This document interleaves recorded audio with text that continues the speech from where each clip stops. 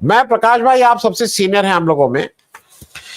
मुझे मेरी अपनी रीडिंग यह है कि अब मुकेश अंबानी जी भी एक प्लेयर होके इसमें उतर गए हैं, और उनके जो सहयोगी हैं वो एलन मस्क, अमेरिका, ट्रंप, ये सब लोग रहेंगे। और अडानी जी का तो वही पुराना है भाई, अडानी जी और मोदी जी का की बैकिंग है। और इस समय यह है कि मुकेश अंबानी की कोई फोटो नहीं दिखानी है, उनको कहीं ये महिमा मंडन नहीं करना है कि अमेरिका गए थे, उनको रोकना है। और ये एक मीडिया को कौन कंट्रोल करता है, इसकी वॉर हिंदुस्तान में भी अब शुरू हो गई है। इस पूरे उसमें, क्योंकि अब अमेरिका भी कंट्रोल करना चाहेगा, ये भी कंट्रोल करना चाहेगा। मैं कुछ तथ्य और रखूंगा, लेकिन पहला स्टेटमेंट आपका कि अंबानी और अडानी जी का जो भी मनमुटाव था वो थोड़ा खुले में आ रहा है, ऐसा मुझे लग रहा है। प्रकाश भाई, प्रकाश भाई। नहीं आनंद जी, ऐसा है, बिजनेसमैन कभी कोई आपस में झगड़े पानी करते नहीं है, वो हर अपने अपने हिसाब से चलते रहते हैं। और दोनों जो है ये बहुत बड़े बड़े बिजनेस हाउसेस से भाई, उनको क्या फर्क पड़ता है इसके सारी चीजों से। और हमने ये भी नहीं भूलना चाहिए ना कि सारे चैनल को अडानी ने थोड़ी खरीदे हैं, कुछ चैनल तो अंबानी के पास में भी है।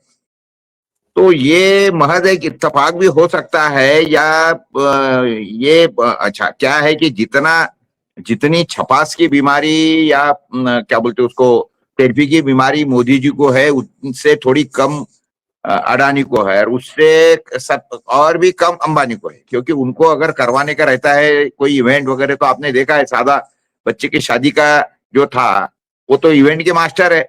मोदी जी भी क्या इतना इवेंट गिरी करेंगे? उतना तो एक सादे शादी के अंदर उन्होंने 3 4 5 बार कई कई जगह पे क्या कर दिया, यानी विदेश में, देश में, ये सारी की सारी उन्होंने इस तरीके से करी है। तो पब्लिसिटी के बारे में मैं तो नहीं समझता हूँ कि अगर इस तरीके से वो अंबानी को दबा पाएंगे या दबता होगा।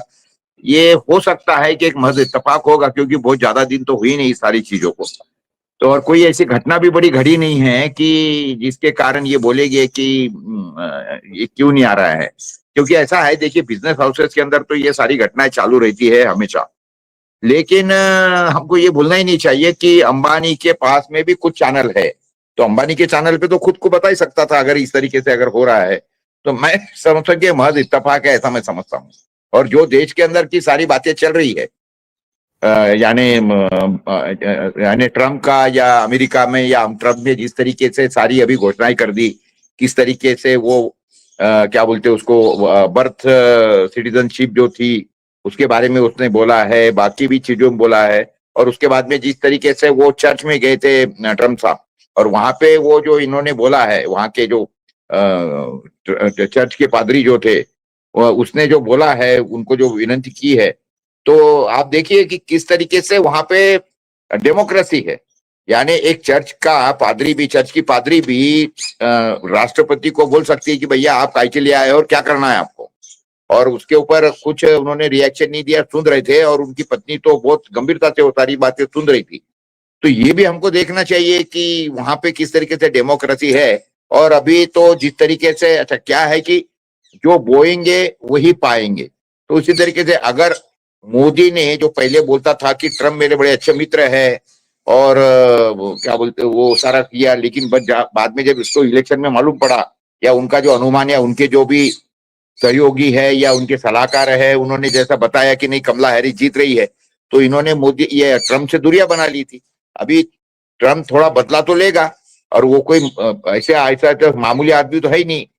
जब जो आदमी रशिया को दबा सकता है, जिस तरीके से रशिया को, व्लादिमीर पुतिन को उन्होंने बोला है, तो वो हिसाब से इंडिया तो उनके सामने वैसे भी कुछ नहीं है आज के घड़ी में। और जो कि लगातार जो चीजें चल रही है, जिस तरीके से डॉलर के रेट क्या बोलते रुपया गिर रहा है, जिस तरीके से बाकी भी सारी बातें हो रही है, तो ये तो बातें साफ बता रही है कि अगला भवितव्य भारत का क्या है।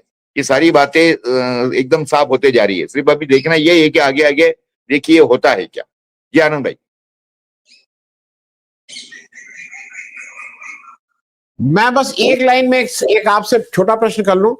छपास का रोग नीता अंबानी जी को भी है कि नहीं? मेरे हिसाब से तो काफी है, प्रकाश भाई। वो तो बिल्कुल सही है। वो तो, ये बात तो आपने बिल्कुल सही पकड़ लिया है। उनको तो है, और आपको तो मालूम है वो लगातार आते रहती है कुछ ना कुछ बहाने से, कुछ ना कुछ कारण से। अब वो अभी ये इसके बारे में अभी आने वाले दिनों के अंदर देखना ही पड़ेगा कि किस तरीके से मोदी जी या उनका जो मीडिया है या उनके जो भी ये है, अभी जिस दिन अगर समझ लो अंबानी के कोई प्रतिष्ठान के ऊपर कोई छापा फापा या ईडी फीडी का कुछ अगर होता है तो फिर समझ सकते हैं कि मोदी जी उनके तरफ खपा है। लेकिन तब तक के तो हमको ये नहीं, लेकिन वो नीता अंबानी की तो बात बराबर है। और लेकिन अभी ऐसा है कि इसके अंदर हो सकता है कि वो मुकेश को, जिसका आपने जिक्र किया है, मुकेश को वो हवा दे सकते हैं थोड़ी सी, इसका जी फायदा जी वो दे जी सकते हैं उसको। जी जी।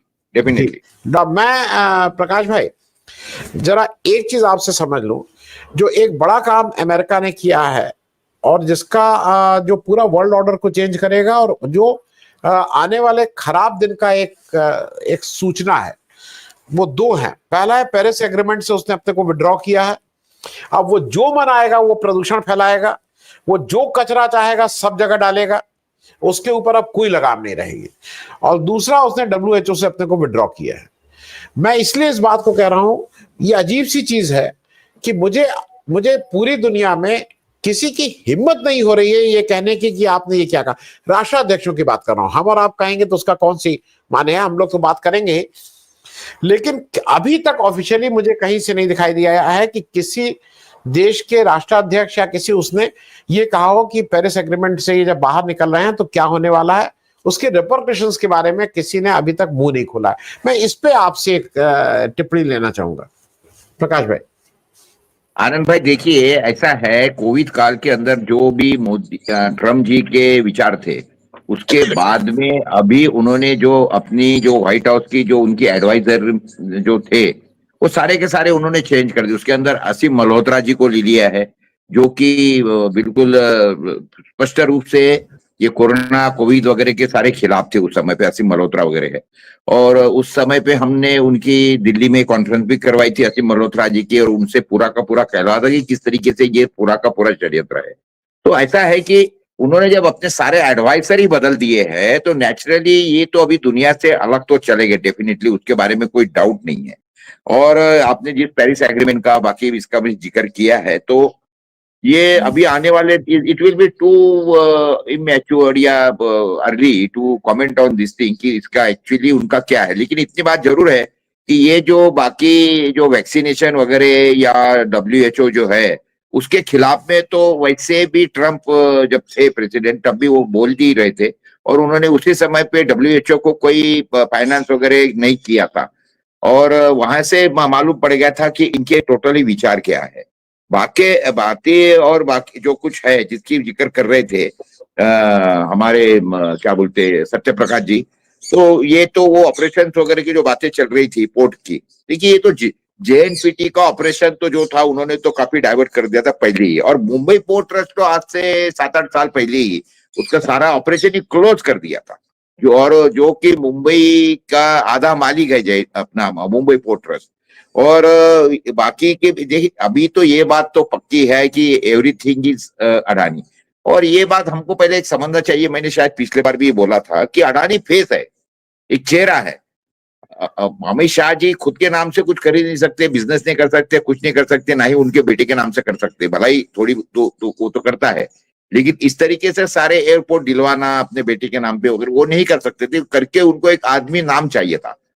तो ये अडानी सामने दिखता है, लेकिन इसके पीछे जो है जो सारे शेयर वगैरह जो है ये सारे के सारे तो अमित शाह के पास में है। पॉलिसी जो है तो अमित शाह ही बना रहे हैं। ये तो जिस तरीके से उन्होंने जेट एयरवेज को बंद करवा दिया और जिस तरीके से चलते हैं, और गौतम अडानी भी जिस तरीके से ना अमेरिका से डरते हैं, जबकि उनके ऊपर जो वारंट निकला है भारत के अंदर तो बिल्कुल सिंपल है ना, जब सैया भैया कोतवाल तो डर काहे का। इसीलिए इसी तरीके से वो मगरूरी में अडानी जी चलते हैं। और जो अभी बातें चल रही है तो उनके ऊपर से ध्यान भटकाने के लिए तो आप देख ही रहे किस तरीके से कुंभ की न्यूज आती है, और जिस तरीके से अभी ये हमारे यहाँ पर वो हमारे महाराष्ट्र के अंदर धनंजय मुंडे का जो मैटर चल रहा है उसको रेजिग्नेशन नहीं दिलवा रहे हैं, तो उसके लिए और भी नई नई चीजें ला रहे हैं कि भाई हमको दावोस से इतना इन्वेस्टमेंट मिल गया है, टमका मिल गया है। जबकि महाराष्ट्र की तो जो सारी की सारी डंका बज रहा है कि किस तरीके से गुंडाइज्म बढ़ गया महाराष्ट्र के अंदर, और जिस तरीके से वो वाल्मीकि करार वगैरह ने जिस तरीके से मर्डर्स करवाए हैं सारे के सारे, ये सारी बातें चल रही है महाराष्ट्र के अंदर। देश के अंदर भी अलग अलग हिस्सों में अलग अलग चीजें चल रही है। तो ये सारी बातें जो है, तो इसके अंदर ये ध्यान कैसे भटकाना है, वो लोगों का ध्यान भटका के अपना उल्लू कैसा सीधा करवाना है, इसके अंदर तो अभी बीजेपी तो बाहिर है, उसके बारे में कोई बताने की जरूरत नहीं है ज्यादा चर्चा करके। तो ये एक अंदर ही जो कुछ चल रहा है, मैं तो समझता हूँ कि 8-10 दिनों के बाद में सारी चीजें क्लियर हो जाएंगी, किस तरीके से बिशप का जो कहना था वो, या आपने जो अखबार बताया, तो ये तो बात बिल्कुल जरूरी है या बिल्कुल स्पष्ट है। भारत के कोई मीडिया की हिम्मत नहीं है इस तरीके से ट्रम्प के ऊपर कमेंट करने, सॉरी मोदी जी के ऊपर कमेंट करने की, जिस तरीके से ट्रम्प के ऊपर, यानी अभी देखिए ना, वो यानी खेड़े का गुंडा यही शब्द बोल दिया ना, और दूसरा क्या बोलेंगे, वो जो हेडलाइन है। तो ये सिर्फ वही हो सकता है क्योंकि वहां पे मीडिया की फ्रीडम है और डेमोक्रेसी है। इस तरीके से बिशप, इसलिए तो बिशप भी बोलती है और मीडिया भी बोलता है। अभी भारत के अंदर तो ये सारी की सारी जो है, ये अभी हमारे लिए सपने जैसा हो जाएगा कुछ दिनों के बाद में। अभी तो इन्होंने जैसे आपके मेरे जैसे लोगों के ऊपर कोई बंदीबंदी लगाई नहीं है, चल रहा है, या हो सकता है कि वो हम लोग उनके क्या बोलते उसको वेटिंग लिस्ट में या हॉट लिस्ट में होंगे भी, वो आगे आगे देखिए मालूम पड़ेगा। जी आनंद जी।